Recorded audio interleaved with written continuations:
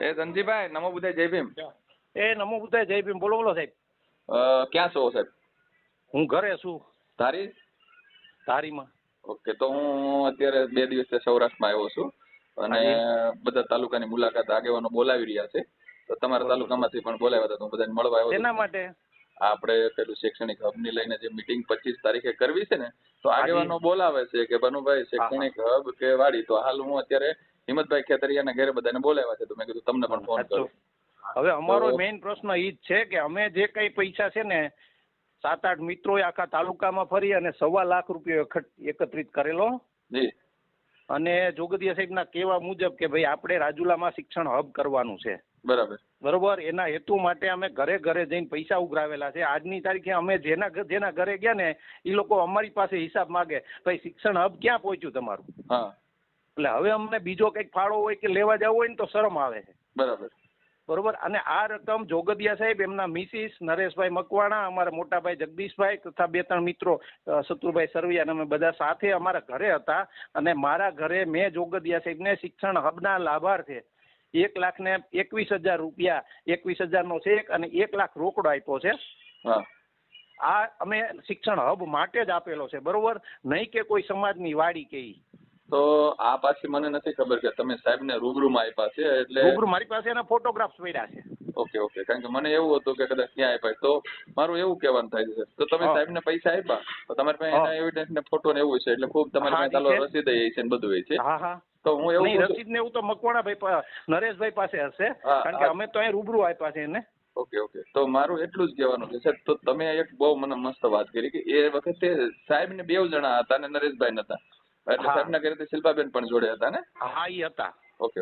તો હું એટલું જ કહું છું, તમે જયારે પૈસા આપ્યા ત્યારે સાહેબે તમને કોઈ નીચે સમાજવાડી કે સમાજ માટે ઉપયોગી એવી કોઈ ચર્ચા કઈ કરેલી ખરા? સમાજવાડીનું નામ જ નથી ક્યાંય આવતું આમાં. શિક્ષણ હબ એક જ શબ્દ હતો, શિક્ષણ હબ. એથી વિશેષ કોઈ બીજો શબ્દ નથી. બરોબર છે. હું ને સાહેબ 2 આવ્યા હતા, એ મને ખબર છે. સાંભળો, તમે બધા આવ્યા ને ત્યારે આપણે આ ચર્ચા થઈ કે ભાઈ તમે રકમ એકત્રિત કરો શિક્ષણ હબના માટે. અમે એકત્રિત કરી સમાજમાં. અમે જ્યાં જેને ઘરે ગયા ને એને અમે શિક્ષણ હબ જ કીધું છે, સમાજવાડી નહીં. સમાજવાડી તો અમારે ધારીમાં કરવી છે. હાલો અમને આપો પૈસા, અમારે સમાજવાડી કરવી છે. ઓકે. તો એમાં શું છે, જો મારી વાત સાંભળી લ્યો, સમાજવાડી નહીં થાય તો અમારે પૈસા પાછા જોઈશે. અમારે પૈસા એવા સમાજવાડી માટે ત્યાં નથી. અમારે શિક્ષણ હબ માટે જ પૈસા આપ્યા. શિક્ષણ હબ માટે પૈસા ને એને શિક્ષણ હબ કરવું હોય, અથવા તો એને નીચે સમાજવાડી કરવી ને ઉપર શિક્ષણ, તો નીચે શિક્ષણ હબ કેમ નથી બનાવતું? પછી શિક્ષણ હબ હાલો સમાજવાડી એ કરી નાખે, પૈસા બધા વપરાઈ જાય, પછી શિક્ષણ હબ ક્યાંથી થવાનું હતું? કઈ નહીં, તમારી વાત સાચી છે. બધા લોકો આવી રીતે બોલાવી રહ્યા છે. તો હું અત્યારે ધારીમાં આવ્યો હતો મુલાકાતે, એટલે હું બધા જેટલા મિત્રોને અમે મળ્યા હતા જે પૈસા ઉઘરાવતા હતા ને, તો એ મિટિંગમાં એટલે મારી પાસે યાદી હતી, એટલે મેં કીધું તમને ફોન કરું મેં સાહેબને. તો 5 મિનિટ આપ બધાને મળવું હતું, મળીને પછી આગળ હું અમરેલી બાજુ જાઉં છું. ચોક્કસ તમે મળો. મારા ઘરે મહેમાન બેઠા, મારા મોટા ભાઈ છે ને ત્યાં આવ્યા છે. બરોબર. હા, જગદીશભાઈ આવે છે. હા. બરોબર છે. એટલે આ અમારી ઝુંબેશ છે. અમારે તો નહીતર પૈસા પાછા જ જોઈશે, અમે પાછા આપી દેશું ગમે તેને. તો 25 તારીખે મીટિંગ બોલાવી રહ્યા છે.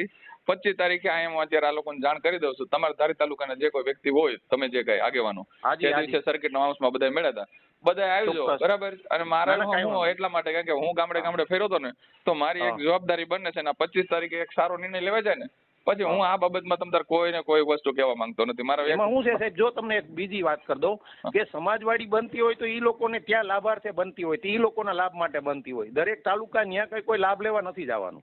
તો એને સમાજવાડી બનાવી હોય તો એના પૈસાનું એને બનાવી લેવી જોઈએ. બરોબર. ના, પણ એ લોકો તો એવું કહે છે કે જે સાહેબે ડિઝાઇન મૂકી છે એમાં નીચે કે સમાજવાડીનો ઉલ્લેખ કરેલો છે. જે સાહેબે ડિઝાઇન મૂકી હોય તો જે સાહેબનો અલગ પ્રશ્ન છે. જે સાહેબે અમારી પાસે જે પૈસા લીધા નહીં, માત્ર ને માત્ર શિક્ષણ હબ માટે લીધા છે, અને અમારે શિક્ષણ હબ માટે જ અમે આપ્યા છે. બરોબર.